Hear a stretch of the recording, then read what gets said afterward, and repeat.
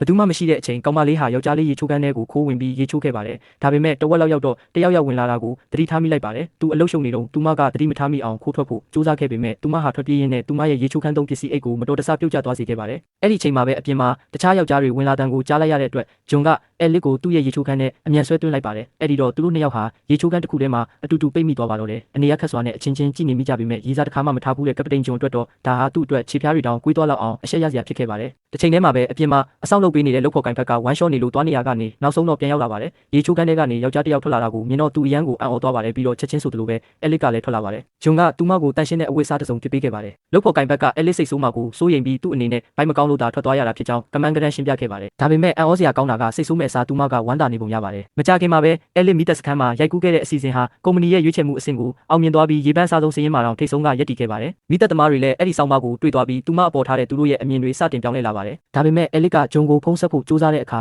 ဂျွန်ကလူကြီးချင်းစီစဉ်ပေးတော့ချင်းတွေ့ပွဲသွားဖို့လုပ်နေတယ်လို့သိလိုက်ရပါတယ်ဒေါသထွက်ပြီးသူမဟာဆိုင်ကယ်ကိုအရှိန်တင်ကမီတက်စခန်းကိုရောက်လာခဲ့ပါတယ်ဂျွန်ရဲ့လမ်းကိုရဲဝံ့ပေးရလိုက်ပြီးသူမနဲ့ချင်းတွေ့ချင်သလားလို့သူ့ကိုတဲတိုးမေးလိုက်ပါတယ်သူမဘလောက်အလေးနဲ့ဖြစ်နေလဲဆိုတာကိုမြင်တော့သူချက်ချင်းပဲပြာရခတ်သွားပါတယ်အဲ့ဒီနေရာကနေထွက်သွားဖို့ကြိုးစားခဲ့ပါတယ်ဒါပေမဲ့အဲလစ်ကသူ့ကိုနောက်တစ်ကြိမ်ဇွဲမလျှော့ပဲထပ်ခေါ်ပြီးသူမရဲ့ခံစားချက်တွေကိုဖွင့်ဝင်ခံခဲ့ပါတယ်ဒါပေမဲ့နောက်တစ်ကြိမ်လည်းညှင်းပယ်ခံလိုက်ရပြန်ပါတယ်အဲ့ဒီနေ့ကသူတို့ဟာအခြေရအဆင်မပြေလို့အဆောက်အုံပေါ်ကနေခုန်ချဖို့ကြိုးစားတဲ့မိန်းကလေးတစ်ယောက်ကိုကယ်ဆယ်ခဲ့ပါတယ်အဖွဲ့သားတွေကအဲလစ်ဟာသူတို့ကပတိန်ရဲ့ညှင်းပယ်တာကိုခံခဲ့ရတဲ့အကြောင်းစကားဆက်မိကြပြီးဒါကဂျွန်ကိုသူ့ဘာသာသူတောင်သတိမထားမိပဲစိတ်ပူသွားစေပါတယ်သူမစီစာပို့ချင်ခဲ့ပေမဲ့အတော်ကြာအောင်တွေ့ဝေနေပြီးနောက်မှာတော့ပြန်ဖြတ်ပစ်လိုက်ပါတယ်သူလုံးဝမသိခဲ့တာကတော့အဲလစ်ဟာတကယ်ပဲအနေနဲ့ကြုံတွေ့နေရပြီဆိုတာကိုပါပဲ